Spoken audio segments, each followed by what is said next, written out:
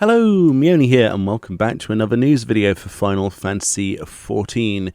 This time we're going to be looking at Andrew Copeland's amazing interview with Naoki Yoshida, the producer and director for Final Fantasy XIV, on Gamerescape. Gamerescape, massive fans of Gamerescape. Go give them some love. A link will be in the description. Please go and give them some of the views and attention that they sorely deserve. Go and leave some comments. Yeah, and check out some of the other journalistic stuff that Andrew and the rest of the team do, because they're fantastic fellas, and yeah, they really are putting in the effort when it comes to all of these interviews, so much love for that. This then I'm just going to read through because it's very exciting, and then we'll have some opinions on it afterwards. So Gamerescape then asks, patch 5.3 brought us the conclusion of the main Shadowbringers story on the 1st, and we got a lot of great information thrown at us. Can you tell us how long ago some of these story elements had been planned? When did you come up with the idea of Azem? How early on did you know what would happen with the final confrontation with Elidibus? A great question there, I'm curious. Naoki Yoshida says, this looks like one question, but really you've intertwined quite a few questions together, and he laughs. First, to answer your question about Azem, as we were finalizing the main story for 5.0, we solidified the concept related to not just Azem, but also the full 14 seats of the convocation to a certain degree. However, in the case of Elidibus, we hadn't determined the flow of the story through the end of 5.3 until after the release of 5.0. While we had already decided that the battle with Elidibus would be at the end of 5.3, the finer details were only finalized during the production of 5.1. If memory serves, the idea of Azem came from the idea of what if the player, the Warrior of Light, held a seat in the convocation. We started with that concept and went from there. So there we go. That's your final bit of confirmation if you were wondering. And a lot of people are speculating as to that, but there we go. We do hold a seat on the convocation. If it wasn't clear enough in the storyline, there you go. But it's interesting to see how long ago they had the idea of doing this, but how recent the Elidibus storyline was fleshed out. Quite surprising, actually. I thought they would have had that fleshed out a lot sooner. Interesting. Continuing then. So, Gamerescape asks, 5.3 also gave us the next fight in the Sorrow of the Whirlite questline. This time, it wasn't a trial, but instead a solo instance where players piloted a mech.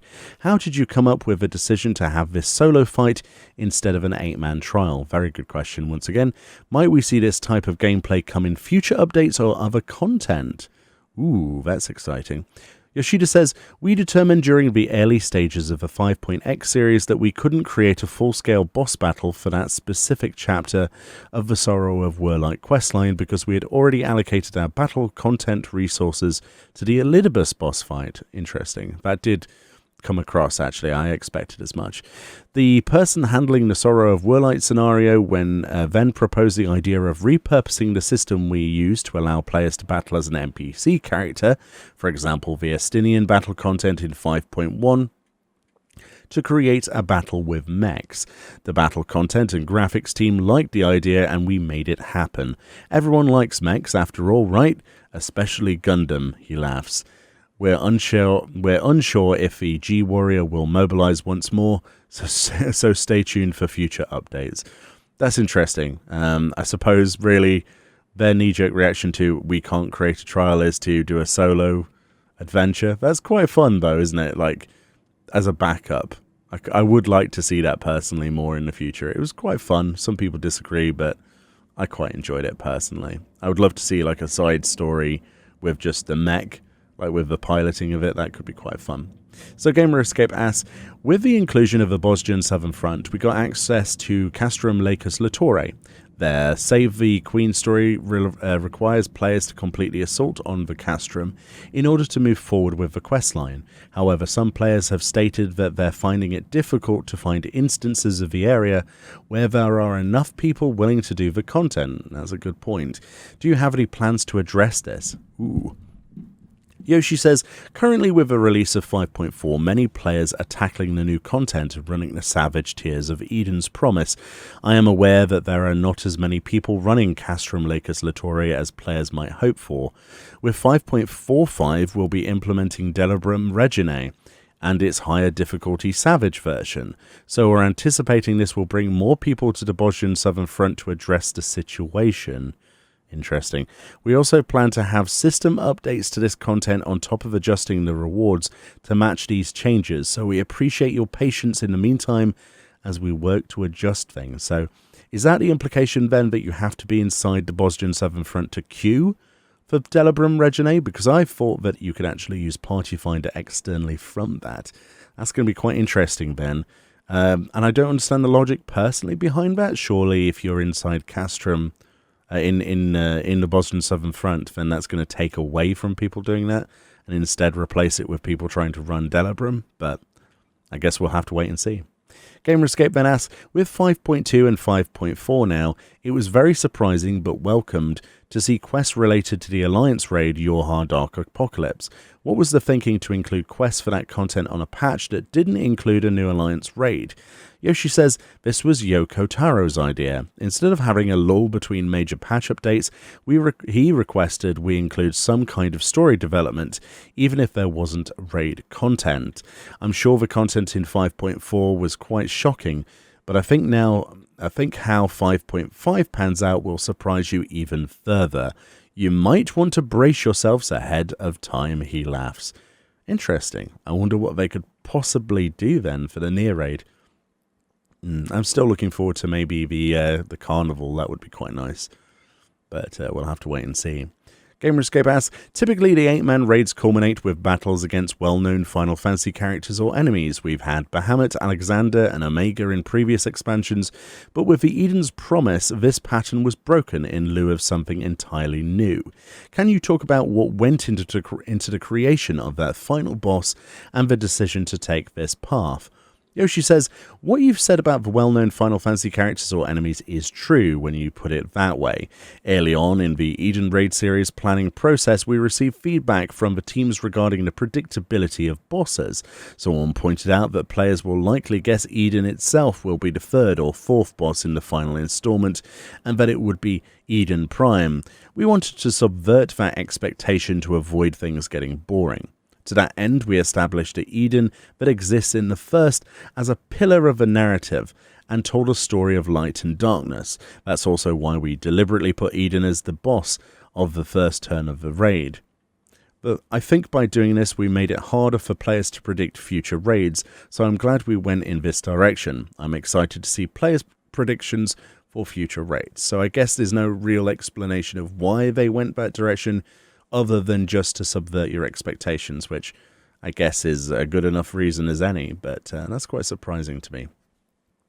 Gamerescape then asks, at the end of 5.4 we have some changes to some of the zones with these mysterious towers.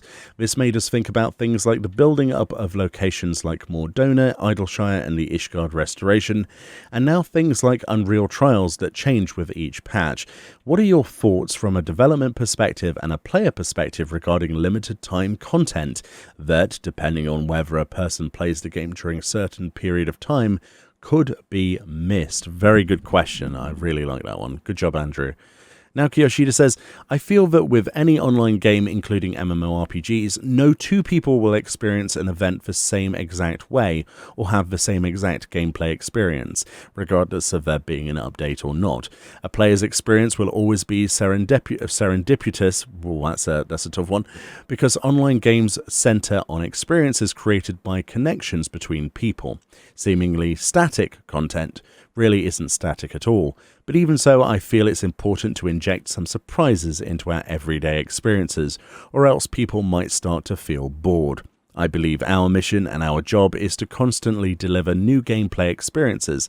I think that as long as the ideas brought to the table are enjoyable, it isn't a detriment to the experience, even if they're hypothetically only available to players for a limited amount of time. People who come to play at a later time may not get to savour that particular piece of content, but we're constantly introducing new and fun things to the game. So all we can do is continue working hard so players can be satisfied with the content available. That being said, I'd like for you to find out on your own if those towers really are for a limited time only or not. Very interesting, quite ominous. But basically, the content's there to stay. I mean, the rotation of limited time content isn't going anywhere, and honestly, they're sticking to their guns, which I personally think is a good idea. As much as Unreal might be not everyone's cup of tea, I think it does offer something quite interesting in a limited capacity. And as far as I can tell, the rewards aren't themselves limited. So as long as that remains, I think people will be fine with it. The final question then, in February you'll be hosting the Final Fantasy XIV showcase, and of course we're expecting something special. Given that FanFest was not able to happen, should we expect something similar to that in terms of announcements? Might we see 3 FanFests worth of new information, or might we see things a bit more spread out? Additionally, how many shirts can we expect you to wear? Yoshida replies, shirts. Come to think of it, I don't think I wore very many t-shirts this year. The announcement showcase is meant to be a platform for a large announcement, so feel free to have high expectations. Although we will be revealing a significant amount of information at the announcement showcase, we do have a digital fan festival planned in May, where we'll have even more information to announce. Awesome. In any case, I didn't realize my t-shirts were a topic of discussion for players. I guess I should start thinking about my wardrobe early, he laughs. Well, that's a lie, Yoshi. You knew that people were speculating your t-shirts. Come on now. We did for Stormblood. We did for Shadowbringers. The 007 references, etc. Yes. I can't wait to see what t-shirt it comes out with. If it just has a clock on it, then we know it's Time Mage. But we'll have to wait and see. But yes, a digital fan festival planned in May. That's big news to look forward to. And of course the announcement showcase then, I mean, that further bolsters my prediction, like everyone else's, that we're going to see 6.0 information, maybe a title, maybe a trailer, because the trailer was in production back as far as November, October maybe, if I remember correctly. So we should see a trailer and maybe lots of other info as well. I can't wait for that showcase. It's going to be a very long night indeed. Anyway, thank you very much to Andrew Copeland and everyone at the Gamerescape team. Fantastic journalism as usual. Great questions and lots of fun little tidbits to take from this one, especially with the idea that basically we might be seeing Delibram Regine actually queued for inside the Boston Southern Front. Interesting. I'm very curious as to see how that content delivery works. Anyway, link in the description to Gamerescape's article. Please go and give it some love. Thank you so much for watching. Let me know what you think about all of this below. If you've got your own takes on anything that Yoshi said, I'll be really enjoying reading the comments later. Enjoy the rest of your day, and I'll see you all next time.